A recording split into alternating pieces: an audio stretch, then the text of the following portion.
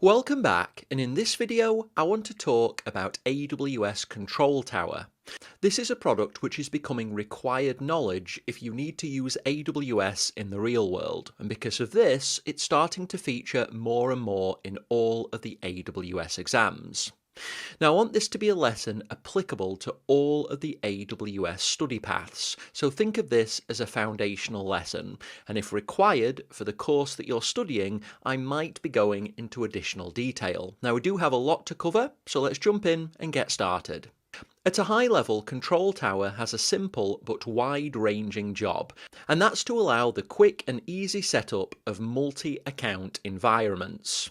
Now you might be asking, doesn't AWS organizations already do that? Well, kind of. Control Tower actually orchestrates other AWS services to provide the functionality that it does, and one of those services is AWS organizations. But it goes beyond that. Control Tower uses organizations, IAM Identity Center, which is the product formerly known as AWS SSO. It also uses CloudFormation, AWS Config, and much more. You can think of Control Tower as another evolution of AWS organizations, adding significantly more features, intelligence, and automation. Now there are a few different parts of Control Tower which you need to understand, and it's worth really focusing on understanding the distinction now because we're going to be building on this later. First, we've got the landing zone, and simply put, this is the multi-account environment part of Control Tower. This is what most people will be interacting with when they think of Control Tower.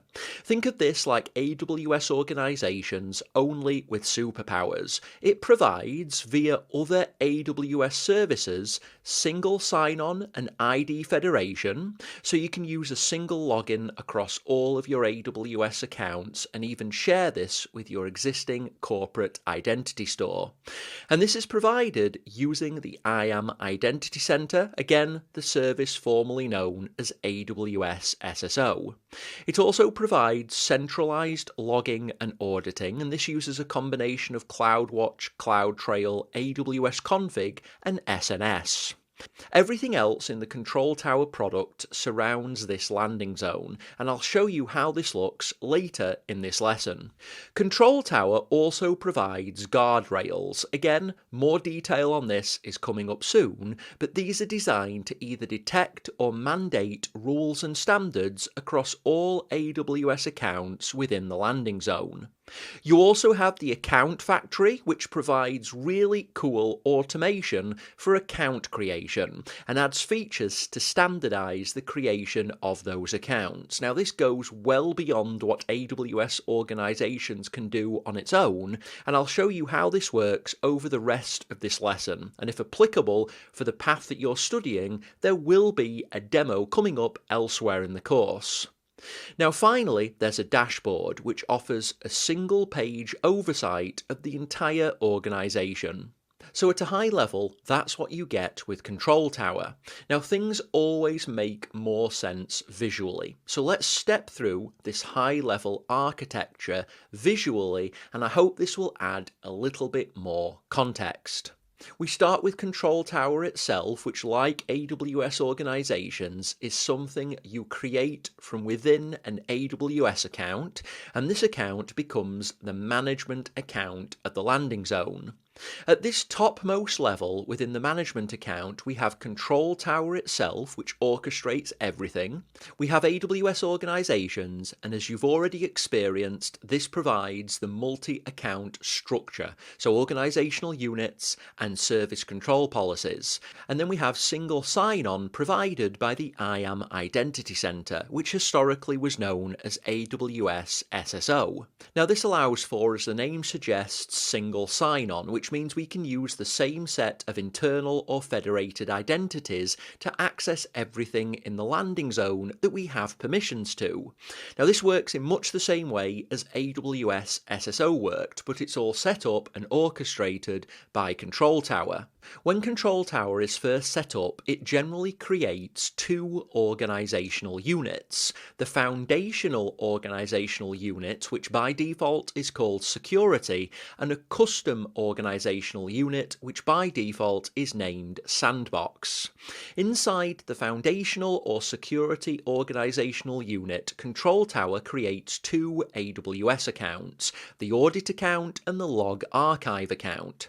The Log Archive account is for users that need access to all logging information for all of your enrolled accounts within the landing zone. Examples of things used within this account are AWS config and CloudTrail logs, so they're stored within this account so that they're isolated. You have to explicitly grant access to this account, and it offers a secure, read-only archive account for logging. Now, the Audit account is for your users which need access to the audit information made available by Control Tower. You can also use this account as a location for any third-party tools to perform auditing of your environment. So it's in this account that you might use SNS for notifications of changes to governance and security policies, and CloudWatch for monitoring landing zone-wide metrics. Now, it's at this point where Control Tower becomes really awesome, because we have the concept of an account factory. Think of this as a team of robots who are creating, modifying, or deleting AWS accounts as your business needs them, and this can be interacted with both from the Control Tower console or via the service catalog. So within the custom organisational unit, Account Factory will create AWS accounts in a fully automated way, as many of them as you need. Now, the configuration of these accounts is handled by Account Factory. So from an account and networking perspective, you have a baseline or cookie cutter configurations applied, and this ensures a consistent configuration across all AWS accounts within your landing zone. Now, Control Tower utilises CloudFormation under the covers to implement much of this automation, so expect to see stacks created by the product within your environment. And Control Tower uses both AWS config and service control policies to implement account guardrails, and these detect drifts away from governance standards or prevent those drifts occurring in the first place. So at a high level, this is how Control Tower looks. Now, the product can scale from simple to super complex. This is a product which you need to use in order to really understand, and depending on the course that you're studying, you might have the opportunity to get some hands-on later in the course. If not, don't worry, that means that you only need this high-level understanding for the exam. Now let's move on and look at the various parts of Control Tower in a little bit more detail. So let's quickly step through the main points of the landing zone. Well, it's a feature designed to allow anyone to implement a well-architected multi-account environment, and it has the concept of a home region, which is the region that you initially deploy the product into. So for example, US East 1. You can explicitly allow or deny the usage of other AWS regions, but the home region, the one that you deploy into, is always available. Now, the landing zone is built using AWS organizations, AWS config, CloudFormation, and much more. Essentially, Control Tower is a product which brings the features of lots of different AWS products together and orchestrates them. I've mentioned that there's a concept of the foundational OU, by default called the security OU, and within this, Log Archive and Audit AWS accounts, and these are used mainly for security and auditing purposes.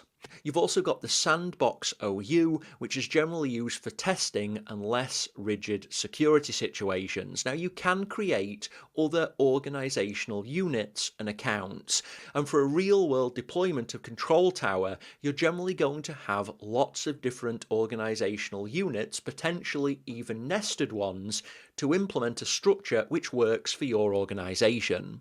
Now, Landing Zone utilizes the IAM Identity Center, again formerly known as AWS SSO, to provide SSO or single sign-on services across multiple AWS accounts within the landing zone, and it's also capable of ID federation. An ID federation simply means that you can use your existing identity stores to access all of these different AWS accounts. Now, the landing zone provides monitoring and notifications using CloudWatch and SNS, and you can also allow end users to provision new AWS accounts within the landing zone using Service Catalog. So this is the landing zone at a high level. Let's next talk about guardrails. Well, guardrails are essentially rules for multi-account governance.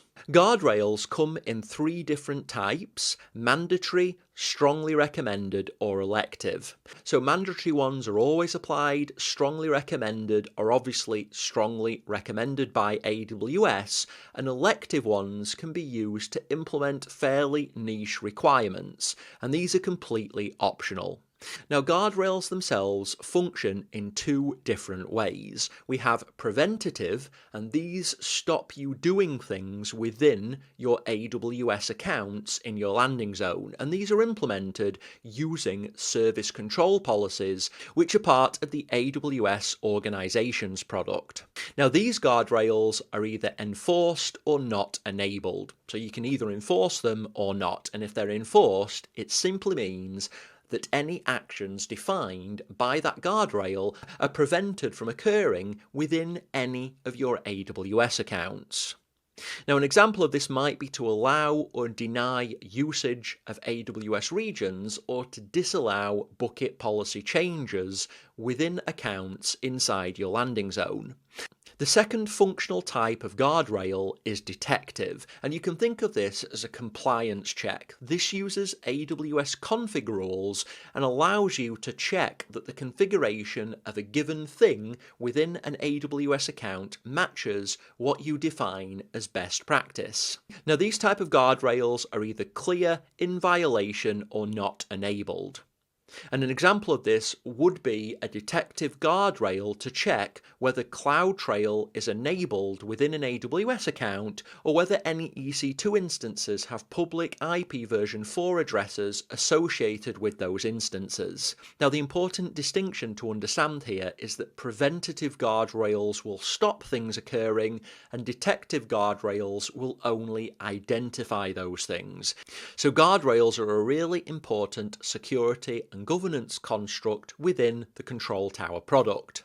Lastly, I want to talk about the account factory itself. This is essentially a feature which allows automated account provisioning, and this can be done by either cloud administrators or end users with appropriate permissions. And this automated provisioning includes the application of guardrails, so any guardrails which are defined can be automatically applied to these automatically provisioned AWS accounts. Now, because these accounts can be provisioned by end users, so think of these as members of your organization, then either these members of your organization or anyone that you define can be given admin permissions on an AWS account which is automatically provisioned. So this allows you to have a truly self-service, automatic process for provisioning AWS accounts. So you can allow any member of your organization within tightly controlled parameters to be able to provision accounts for any purpose which you define as okay, and that person will be given admin rights over that AWS account. Now, these can be long-running accounts or short-term accounts. These accounts are also configured with standard account and network configuration. So if you have any organizational policies for how networking or any account settings are configured, these automatically provisioned accounts will come with this configuration.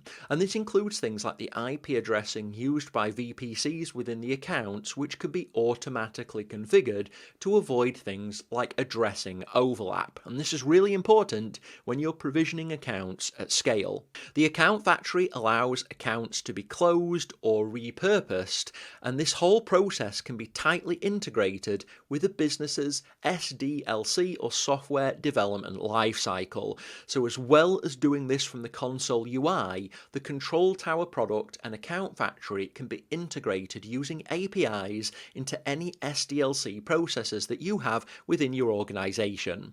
So if you need accounts to be provisioned as part of a certain stage of application development, or you want accounts to be provisioned as part of maybe client demos or software testing, then you can do this using the account factory feature. Now at this point, that is everything I wanted to cover at this high level about the Control Tower. Now, if you need practical experience of Control Tower for the course that you're studying, there will be a demo lesson coming up elsewhere in the course which gives you that practical experience. Don't be concerned if this is the only lesson that there is, or if there's this lesson plus additional deep dive theory. I'll make sure for whatever course you're studying, you have enough exposure to Control Tower. With that being said though, that is the end of this high level video, so go ahead and complete the video, and when you're ready, I'll look forward to you joining me in the next.